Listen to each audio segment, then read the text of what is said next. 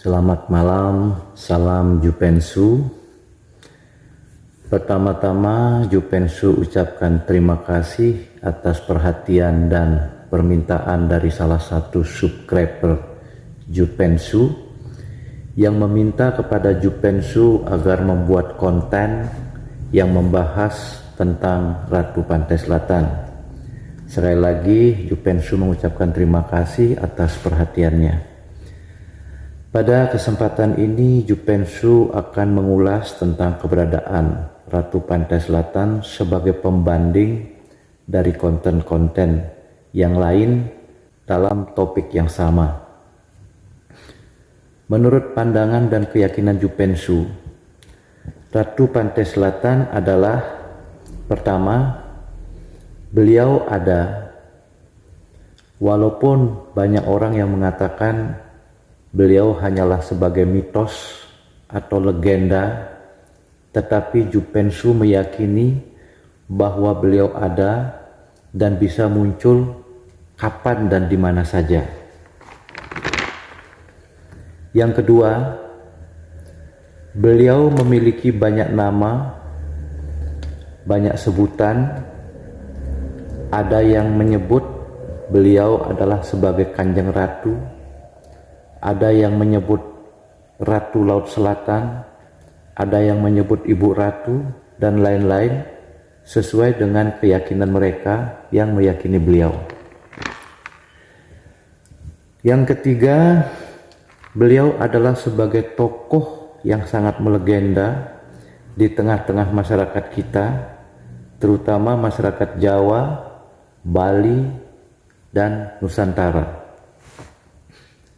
Yang keempat, beliau adalah sebagai penguasa di Laut Selatan.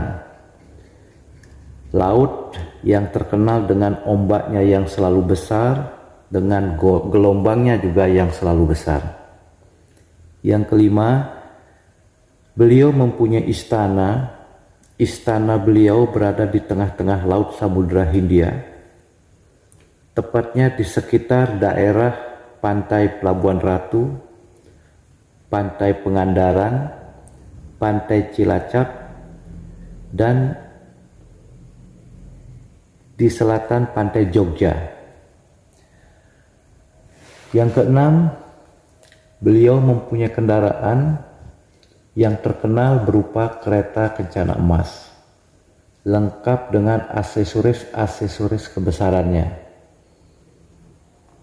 Yang ketujuh, beliau memiliki pengawal, ajudan, dayang, dan pembantu-pembantu setia dengan kelebihan dan kesaktian yang masing-masing berbeda. Yang kedelapan, beliau memiliki banyak harta benda dan pusaka yang bisa diberikan kepada siapapun, kepada orang-orang yang dipilih dan dipilih oleh beliau. Harta-harta itu bisa berupa uang yang tak terbatas jumlahnya, bisa berupa emas, perak, permata yang bernilai uang.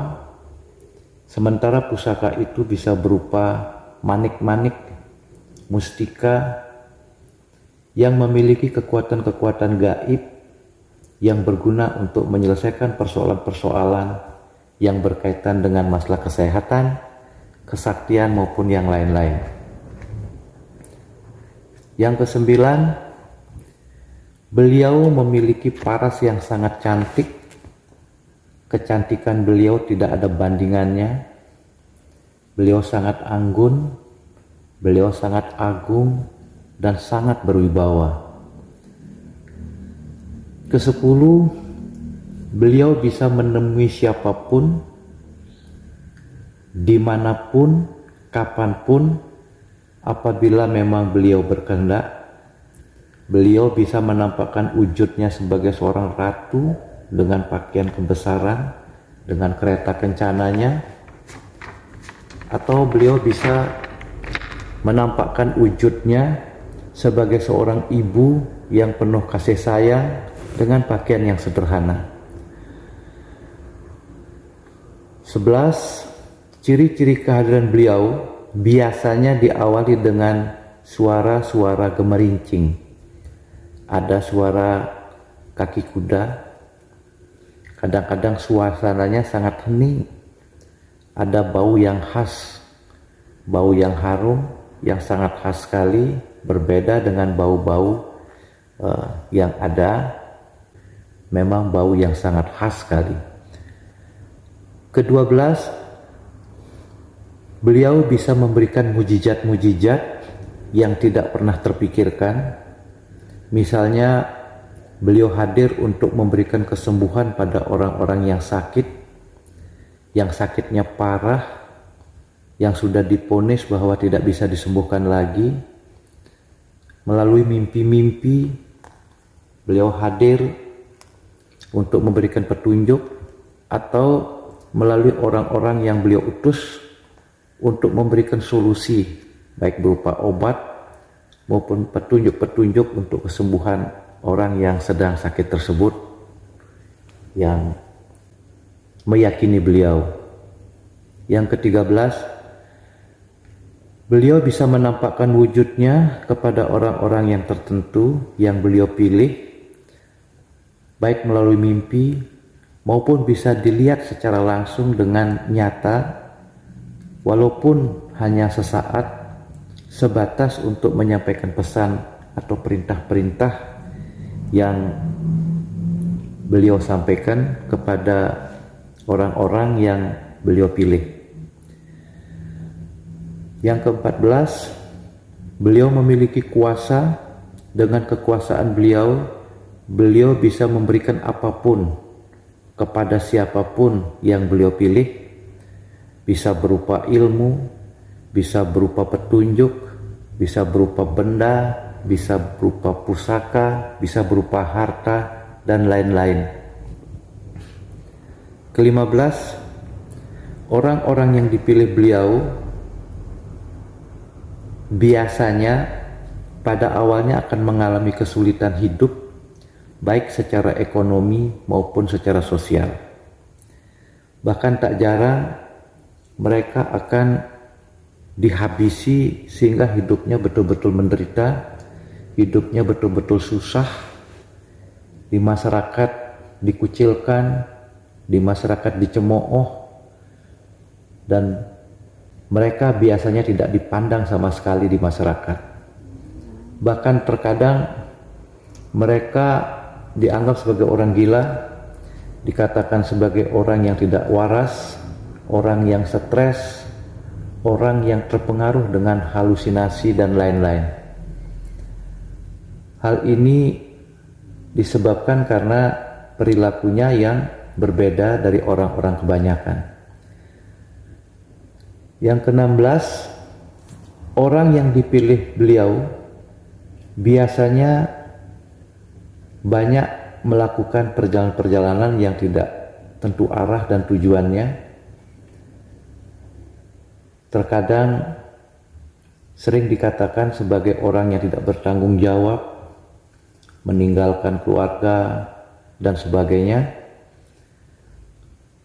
Itu berlangsung lama sampai mereka menemukan jati dirinya yang sejati.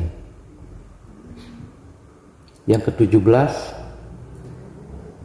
keyakinan Jupensu, beliau dalam hal ini Ratu Pantai Selatan, tidak mungkin akan mencelakai orang yang beliau pilih, tidak mungkin akan membohongi orang yang beliau pilih, tidak mungkin akan menyusahkan orang yang beliau pilih atau orang yang meyakini beliau.